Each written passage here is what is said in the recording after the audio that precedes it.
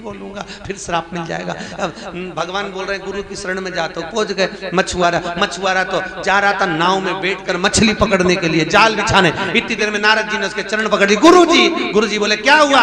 मुझे श्राप लगा है, 84 लाख योनियों के चक्कर काटेगा तब जाकर देवलोक में जाएगा। तो इतने में मछुआरा बोला उसमें कौन सी बड़ी बात है 84 लाख योनि के चक्कर काटने में, क्या दिक्कत तेरे को?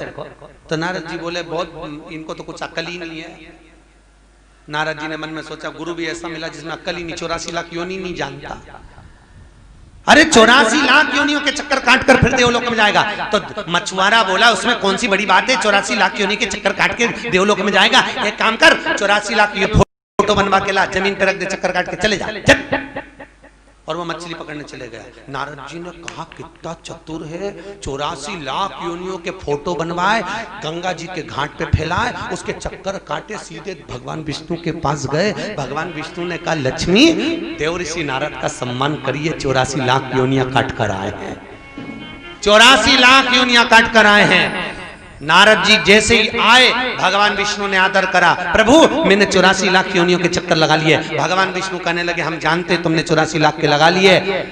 पर नारद जी कहने लगे नारायण आपसे बड़ा मेरा गुरु है, आपने तो श्राप दिया पर एक क्षण में उसने 84 लाख योनियों से बाहर निकाल दिया। गजब का गुरु है, गजब का गुरु। गुरु होता है, भले वो कोई भी हो जिससे तुमने मंत्र लिया। मीराबाई के गुरु थे रविदास, चर्मकार, चमड़े का जूता बनाने वाले रविदास जी। और मीराबाई से लोग कहते थे मीरा का जूता बनाते हैं, वो चर्मकार है। मीरा कहती है मेरे गुरु को कुछ मत कहना। तो राणा ने कहा, लोगों ने कहा मीरा एक काम कर, कोई गुरु तो ढंग का बनाती, वो चमड़े का जूता बनाने वाला। मीराबाई बोली गुरु होता है तो अगर गुरु होता है तो एक काम कर मीरा अपने गुरु से कह दे कि चमड़े का जूता बनाना बंद कर दे और गंगा के घाट पर कहीं उनके लिए आश्रम बनवा दे। मीराबाई बोली हाँ ये बात तो पक्की है। मीरा गई गुरु जी के पास में, रविदास जी के पास में जाकर संत रविदास जी से मीराबाई ने गुरुदेव, गुरु जी बोले हाँ मीरा कैसे आना हुआ बेटा? मीरा कहती है गुरु जी आपके लिए गंगा के घाट पर एक आश्रम बनवा दूं, वहां पर ये जूता चप्पल मत बनाना, आराम से लेकर राम नाम गाना।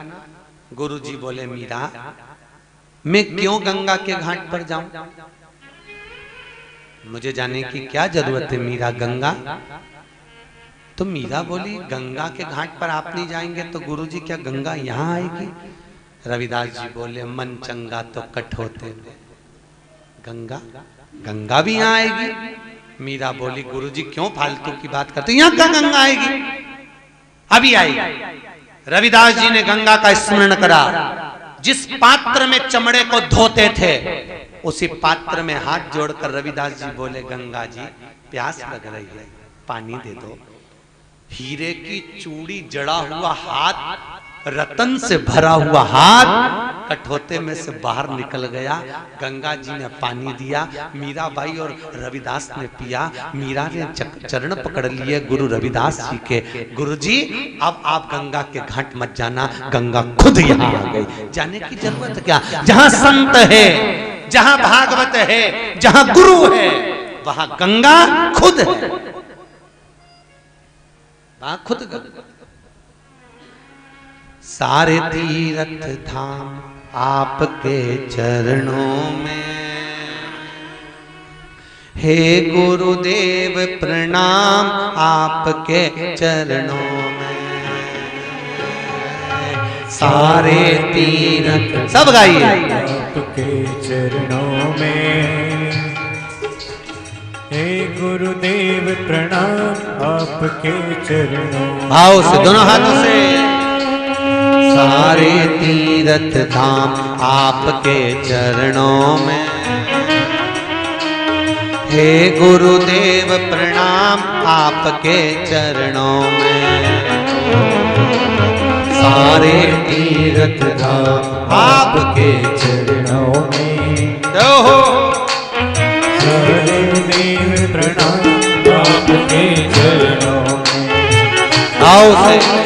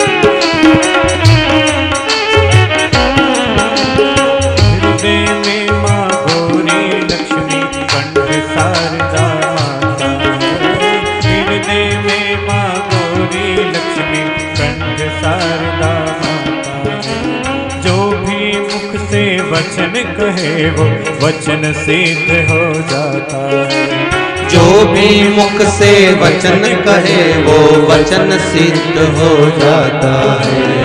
हे गुरु ब्रह्मा हे गुरु विष्णु हे शंकर भगवान आपके चरणों में। हे गुरुदेव प्रणाम आपके चरणों में। ओ सारे तीर्थ धाम आपके चरणों में। हे गुरुदेव प्रणाम आपके चरणों में। ओ सारे तीर्थ धाम आपके चरणों में। हे गुरुदेव प्रणाम आपके चरणों में। हे गुरुदेव प्रणाम आपके चरणों में। हे गुरुदेव प्रणाम आपके चरणों में। सद्गुरुदेव भगवान की, श्री सुखदेव जी महाराज की। गुरु ब्रह्मा गुरुर्विष्णु गुरुर्देवो गुरुर साक्षात परम ब्रह्म तस्मै।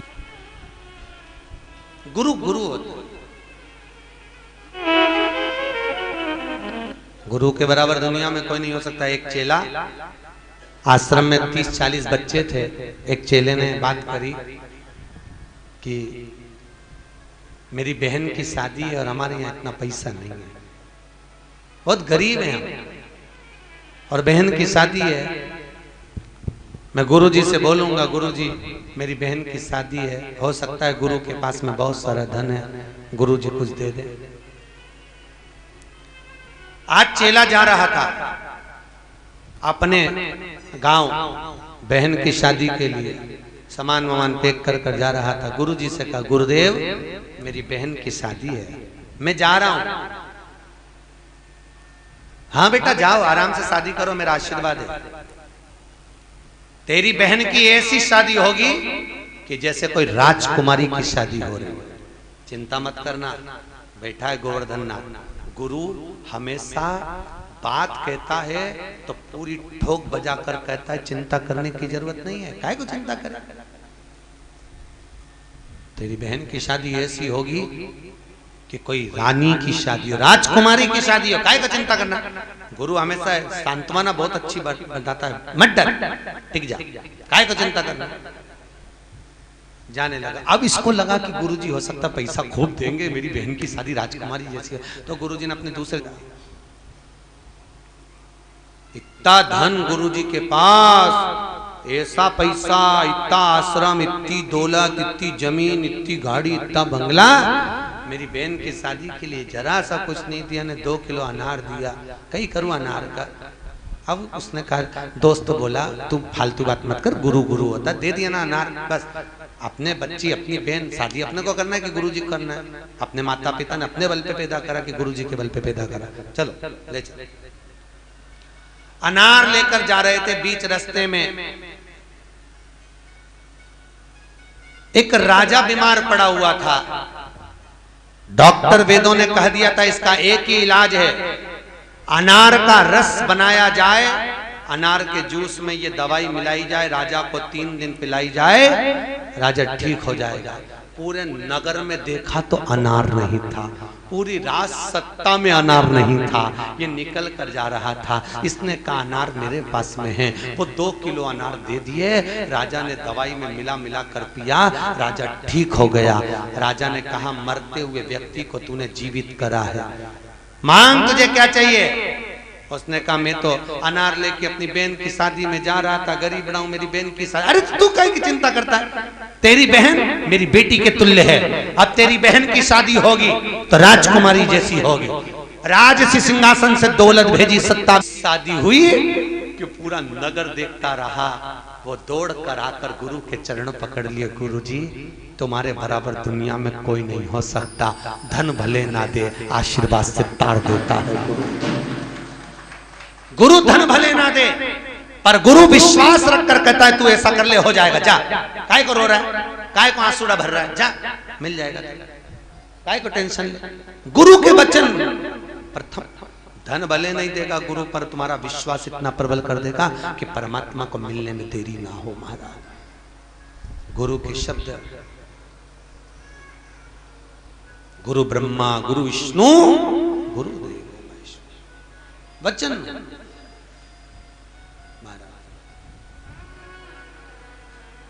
जो वचन कहे गुरु वो सिद्ध हो जाए। महाराज भजन पूजन पाठ स्मरण आपका प्रबल होता है तो आपकी वाणी सिद्ध हो जाती है। याद रखना, आपके भी संग ऐसा हुआ वो सही हो जाता है। कारण या तो आपके माता पिता या आपकी पत्नी या आपने कभी भजन बहुत करा है, तब बहुत करा, व्रत बहुत करे, खूब सत्संग भजन पूजन करती हो ना, तो आपकी वाणी सिद्ध हो जाती है। तो आप किसी को कह देते हो ऐसा मत कर ऐसा हो जाएगा, वो वाणी सिद्ध हो जाती है। ऐसा कर ले ऐसा हो जाएगा। क्यों? आपके भजन में इतनी प्रबलता हो जाती है, आपके तप में इतनी प्रबलता हो जाती है कि आपकी वाणी सिद्ध हो जाती है। और जब भजन समाप्त हो जाता है, जब वाणी फिर झूठ आप कुछ भी को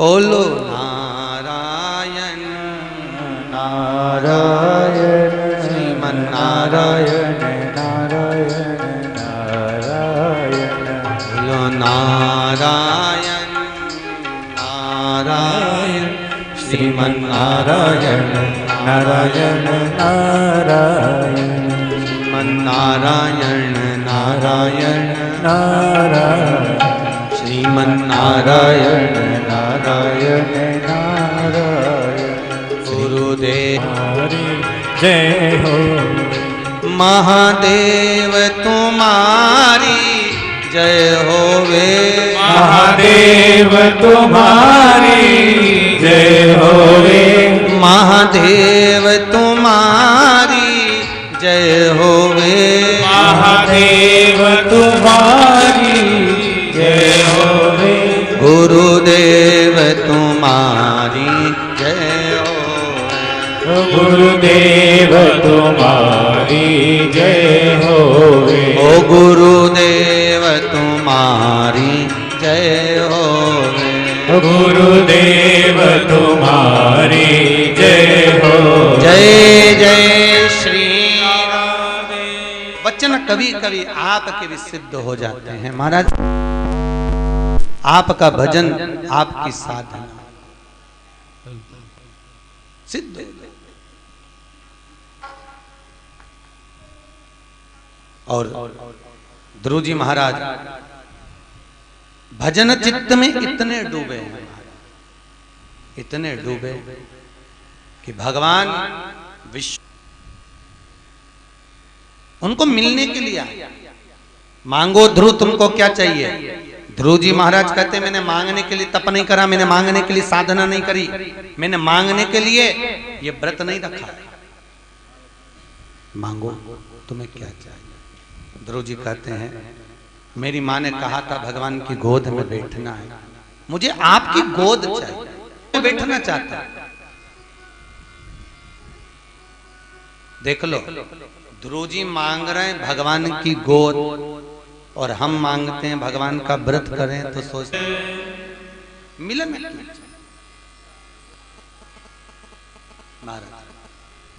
अब ध्रुव जी कह रहे हैं मुझे गोदी में बिठा लो। भगवान ने गोदी में बिठाया तो ध्रुव जी महाराज को ध्रुव पद प्रदान कर दिया, ध्रुव पद दिया है। सारे यज्ञ दान अनुष्ठान भजन कीर्तन सबके साक्षी होंगे ध्रुव महाराज। केवल ध्रुव जी महाराज सबकी साक्षी देते हैं, केवल भागवत को छोड़ दो। भागवत की साक्षी होती है तुलसी का दल। क्या साक्षी होती है? तुलसी का दल। भागवत की ठाकुर जी को सबसे ज्यादा प्रिय क्या है? जम के बोलो तुलसा अति प्रिय। और एक महारानी तुलसी ही ऐसी है, अगर आपके घर पर किसी की हाय लगी, नजर लगी, टोक लगी तो सबसे पहले असर होता है तो तुलसी पर ही होता है। घर की तुलसी सूख जाती है। और अगर आपके घर पर किसी की हाय लगी हुई है, किसी की नजर लगी हुई है, तो कितनी भी तुलसी का पौधा लगा लेना, किसी से यहाँ मांग कर भी लगा लेना, थोड़े दिन रहेगा ना वापिस सूख जाएगा। वापिस तुलसा पनपेगी नहीं। तुम कितना ही प्रयास करो फिर वो तुलसा नहीं पनपने लगी। फिर तुलसा को पनपाने के लिए क्या करना पड़ता है महाराज? हमारे यहाँ शास्त्र कहता है 7 घर दही और तुलसी का दल दान कर दिया जाए। कितने घर? कार्तिक महत्व को आप पढ़ना, कार्तिक महत्व में लिखा हुआ है। और स्कंद पुराण का कार्तिक खंड अवश्य पढ़ें, उसमें आपको बहुत कुछ मिलेगा। 7 घर में दही की कटोरी में तुलसी का दल रखकर दान दे दीजिए। और बाद में आकर तुलसी के पौधे को रोपित कर दीजिए। उसके बाद तुलसी कभी नहीं सूखती, फिर तुलसी निरंतर घर में रमी रहती है। कई घर ऐसे होते हैं वो 50 बार तुलसी लगा ले तो भी तुलसी सूख जाए। अर्थात किसी की हाय लगी, नजर लगी, होता है। कई लोग कहते हैं महाराज हमारे यहाँ तो बहुत घेर घमौर तुलसी थी, इतनी तुलसी लगती थी और ना जाने क्या हो गया, तुलसा महारानी हमारे यहाँ टिकती नहीं है, हमें तुलसी नहीं होती, हम गमला लगाएं थोड़े दिन ठीक रहे, दूसरों से मांग कर लाएं, गमला लगाएं, फिर बेकार हो जाए, फिर अर्थात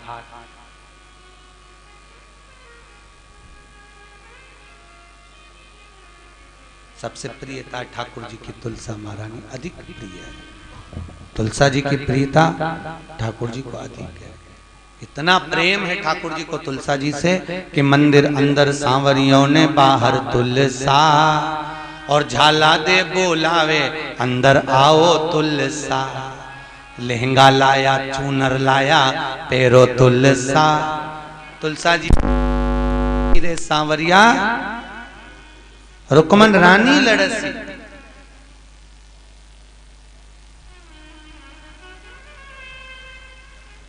लहंगा लाया, चोली लाया, पहनो तुलसा, नहीं नहीं रे सांवरिया, रुकमन रानी लड़सी, रुकमन रानी लड़सी, तुम्हारो काई करसी, उसे पीहर पहुंचा दूं, तुम तो पेरो तुलसा।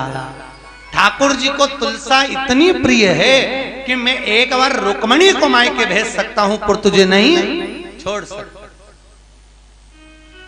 इतनी प्रिय ठाकुर को तुलसा, इतनी श्रेष्ठता में ठाकुर को तुलसा, इतनी तुलसा, मैं तुझे छोड़ लूं, इतनी आनंदमय तुलसा ठाकुर। इसलिए तो कहते हैं मीठे रस से भरोरी तुलसा रानी लागे, महारानी लागे, मने प्यारो प्यारो सांवरियारो मंदिर लागे। कि तुलसा जी तो हरिया हरिया सांवरिया गिरधारी, अन्न धन देवे तुलसा रानी, मुक्ति दे गिरधारी। के गमले में तुलसा बड़ी प्यारी लागे, बड़ी सोनी लागे, मने प्यारो प्यारो सांवरियारो मंदिर लागे। ठाकुर जी को अधिक प्रिय है तुलसा, अति प्रिय। सतभामा ने गर्भ भयो है, तोल लियो गिरधारी, अन्न धन लक्ष्मी सब दर दीनो, कुबेर कर दियो खाली। ठाकुर जीरो पलड़ो ऊंचो नीचो लागे। ठाकुर जी को प्रिय है तुलसा, अधिक प्रिय है तुलसा। और ठाकुर जी की प्रियता तुलसा से, अधिक प्रियता में तुलसा, अधिक बहुत। वो अधिक मास में मालपुए का जो दान होता है, आप लोगों को मालूम होगा, 9वें नंबर के मालपुए पर लौंग रखी जाती है अखंड सौभाग्य के लिए, और 11वें नंबर के मालपुए पे तुलसी का दल रखा जाता है। कितने मालपुए दान करते हैं अपन? 33। अच्छा, हिंदू धर्म में सारी चीजें 21, 31, 11 ऐसे चलती है, पर मालपुए का दान 33 क्यों?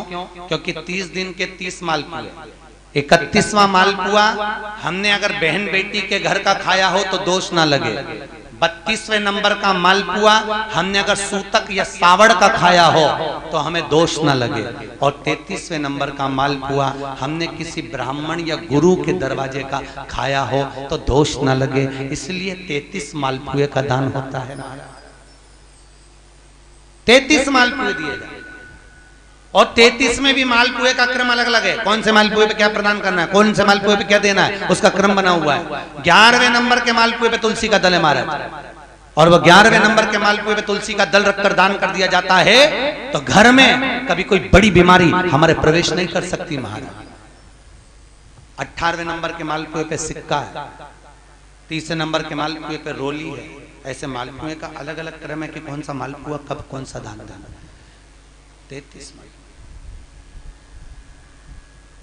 क्रमशः महाराज शास्त्र कहता है। अब ध्रुव जी महाराज को उत्तान पात लेकर गए, सिंहासन पर बिठाने लगे तो मां ने मना कर दिया, नहीं ये नहीं बैठेगा, उत्तम को बिठाओ, क्योंकि मैंने अपनी काका की लड़की से जब तुम्हारा विवाह करवाया तब वचन दिया था कि तेरा बेटा सिंहासन पर बैठेगा, तेरा बेटा सिंहासन पर बैठेगा। इसको बिठाया, उत्तम सिंहासन पर बैठा। एक दिन आखेट खेलने गया, कोई सिंह ने उसको खा लिया। ध्रुव जी को लगा मेरे भाई को यक्षों ने मारा है, युद्ध हुआ, आक्रमण हुआ। तब भगवान ने आकाशवाणी करी, ये युद्ध समाप्त करो। तब जाकर युद्ध समाप्त किया गया। भगवान ध्रुव जी महाराज सिंहासन पर आए। फिर आगे जो कथा वर्णन करी गई, वेन पृथु का राज्य, पृथ्वी का दोहन, ऋषभदेव जी महाराज का चरित्र, अहिंसा परमो धर्म को जानने वाले श्री भरत जी महाराज का चरित्र। और जिन भरत जी महाराज ने वन में जाकर तप करना चाहा, पिता के मार्ग को प्रशस्त करना चाहा, पर एक हिरण को पकड़ कर ले आए, उस हिरण की याद में प्राणों को त्यागे तो हिरण की योनि में चले गए। भागवत का ये चरित्र अपने जीवन में उतार कर रखना। हिरण की याद में प्राणों को त्यागा तो हिरण की योनि में चले गए। ये हमारा शास्त्र कहता है कि मृत्यु के समय पर जिसका तुम्हें भान होगा वही योनि तुम्हारी प्राप्त होगा, उसी योनि में तुम जाओ मृत्यु के समय पर। इसलिए कहते हैं गौ माता की सेवा करो, और गौ माता की सेवा करते करते अटैक आ गया, शुगर बढ़ गई, ब्लड प्रेशर बढ़ गया, मर भी गए, तो कौन सी योनि में चले जाओगे? अरे बोलो जम के, गौ माता की कौन सी योनि? बहू नहीं, हाँ गौ, नहीं तो तुम बहू के दो।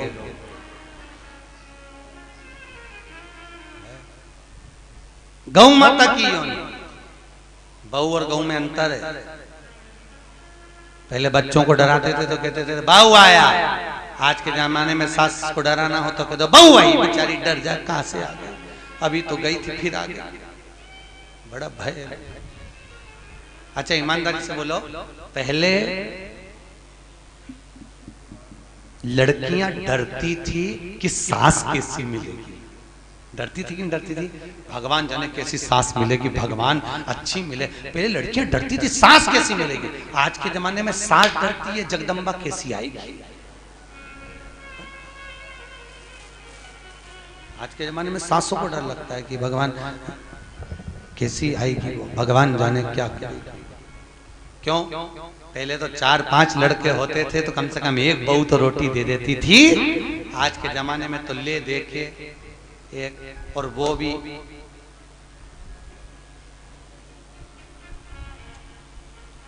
खैर आप सबकी बहुएं तो भगवान की कृपा है बहुत अच्छी मिली हैं, और जैसी भी मिली है ईमानदारी की बात है आज के समय की बहुएं तो फिर भी अच्छी हैं।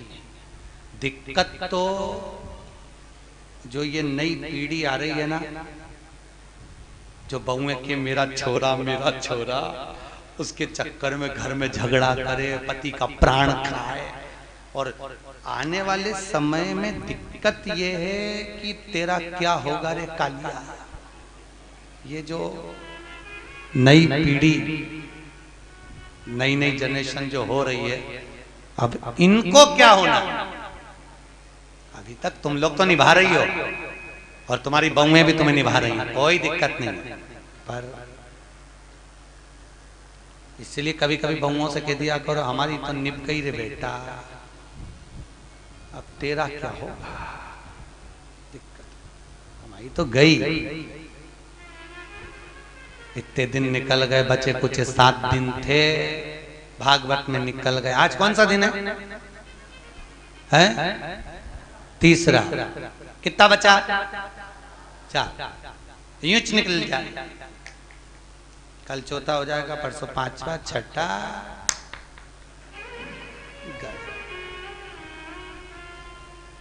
अब कई करे